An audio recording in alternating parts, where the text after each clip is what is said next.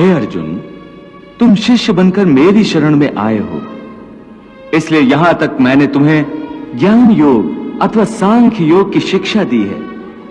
अब मैं तुम्हें कर्म योग के विषय में वो गूढ़ विधि बताऊंगा जिसके द्वारा तू कर्म करता हुआ भी कर्म के बंधनों से मुक्त रहेगा।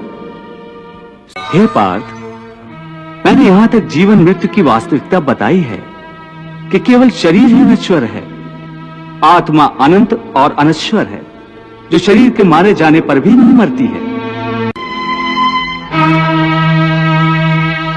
जो इस आत्मा को मरने वाला समझता है या जो इसे मारने वाला समझता है वो दोनों ही अज्ञानी है, क्योंकि आत्मा न तो किसी को मारता है और न किसी के द्वारा मारा जा सकता है। इसलिए किसी के मरने या मारने का शोक किए बिना तू अपना कर्तव्य कर। तेरा धर्म युद्ध करना है, तू अपना धर्म समझकर युद्ध कर। हे मधुसूदन, तुम बार बार इस बात पर जोर दे रहे हो कि मन पर पूरी तरह काबू पा लो तो मुक्ति के द्वार खुल जाएंगे, परंतु मन को वश में करने का कोई सरल साधन भी है? साधन तो अवश्य है, सरल भी है, परंतु बड़ा दुष्कर भी है। सरल भी, दुष्कर भी, इसका क्या अर्थ है केशव? इसका अर्थ है कि यदि तुम धीर मति वाले हो, दृढ़ निश्चय वाले हो, तो यह काम सरल है, और यदि तुम्हारी मति धीर नहीं है तो दृढ़ निश्चय नहीं कर सकोगे, और दृढ़ निश्चय नहीं कर सकोगे तो जन्म जन्मांतर तक भटकते रहोगे। यह दृढ़ निश्चय कैसे हो सकता है? विश्वास से। किसमें विश्वास से?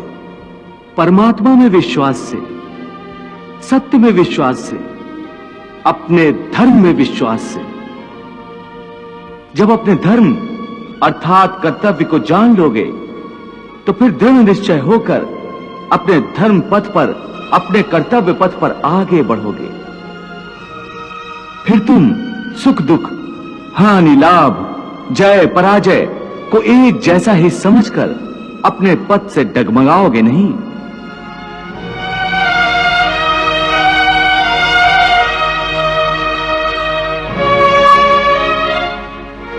हे अर्जुन, तुम शिष्य बनकर मेरी शरण में आए हो, इसलिए यहां तक मैंने तुम्हें ज्ञान योग अथवा सांख्य योग की शिक्षा दी है। अब मैं तुम्हें कर्म योग के विषय में वो गूढ़ विधि बताऊंगा जिसके द्वारा तू कर्म करता हुआ भी कर्म के बंधनों से मुक्त रहेगा। इस प्रकार सुख दुख, लाभ हानि, जय पराजय अथवा हार जीत को एक समान समझकर केवल इसलिए युद्ध करो क्योंकि इस समय युद्ध करना तेरा कर्तव्य है। और यदि इस मानसिक वृत्ति से इसे अपना धर्म समझकर युद्ध करोगे तो तुम्हें उसका पाप नहीं लगेगा। ये क्या कह रहे हो केशव कि युद्ध करके पाप नहीं लगेगा? युद्ध में तो इतनी हिंसा होगी, लाखों प्राणियों की हत्या होगी, फिर मनुष्य उसके पाप से कैसे बचेगा? यदि कोई भी कार्य निष्काम कर्म योग की रीत से किया जाए तो ना उसका पाप लगता है और ना उसका पुण्य मिलता है। निष्काम कर्मयोग? हाँ, निष्काम कर्मयोग।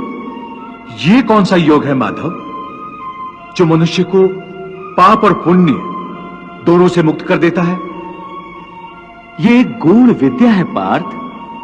जो इसके रहस्य को समझ लेता है वो इस संसार में रहते हुए भी, संसार के सारे कर्म करता हुआ भी कर्म फल के बंधन से मुक्त रहता है। ये बड़ी अनोखी बात कर रहे हो केशव। मेरी बुद्धि अभी तक इसको ग्रहण नहीं कर रही। क्योंकि तुम्हारी बुद्धि पर अभी तक आसक्ति का पर्दा पड़ा हुआ है, और जो निष्काम कर्मयोग मैं बता रहा हूं उसकी बुनियाद ही निरासक्ति के आधार पर रखी गई है।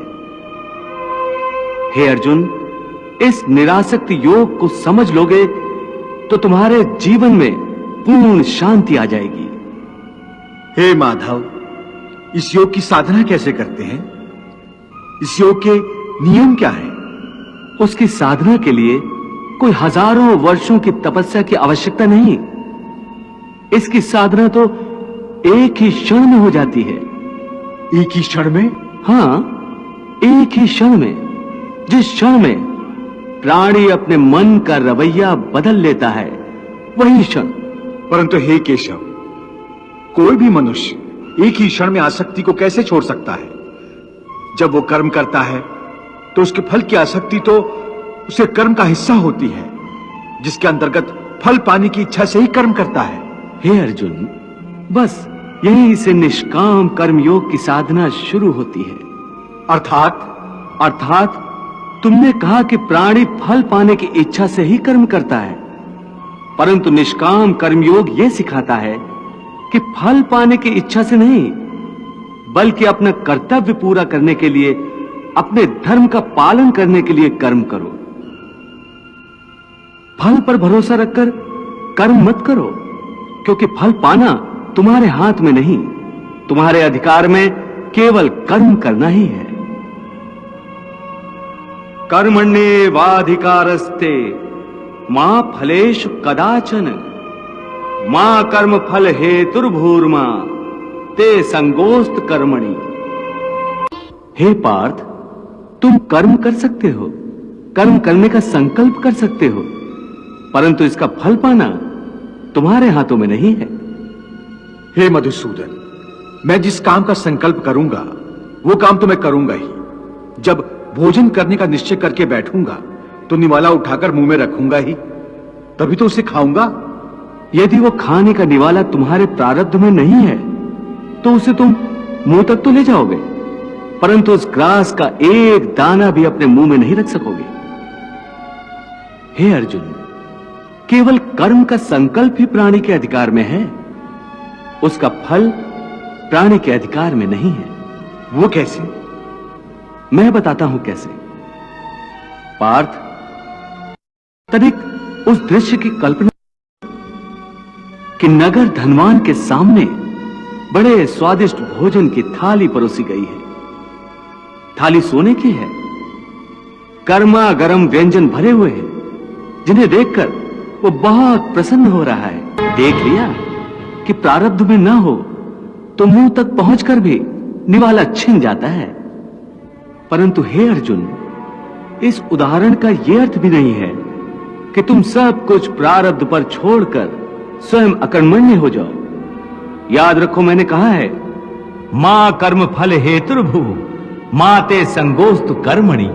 वाह प्रभु वाह। केशव, तुम कहते हो कि हर प्राणी अपनी अपनी प्रवृत्ति के अनुसार अलग अलग कामना करता है, परंतु मेरे विचार में प्राणी में चाहे कोई भी गुण प्रधान हो, उसकी कैसी भी प्रवृत्ति हो, फिर भी हर प्राणी एक ही तरह की कामना करता है। अर्थात हर प्राणी केवल सुख की कामना करता है, दुख की कामना कोई नहीं करता।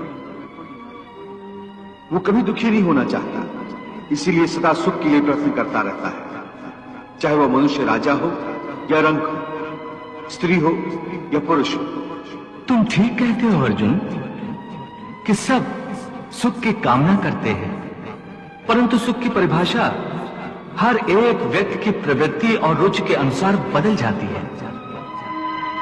एक साधु पुरुष को दूसरे को सुख देकर सुख मिलता है, दूसरे की सहायता करके वो खुश होता है, और एक नीच प्रवृत्ति वाला मनुष्य किसी को दुख देकर सुखी होता है।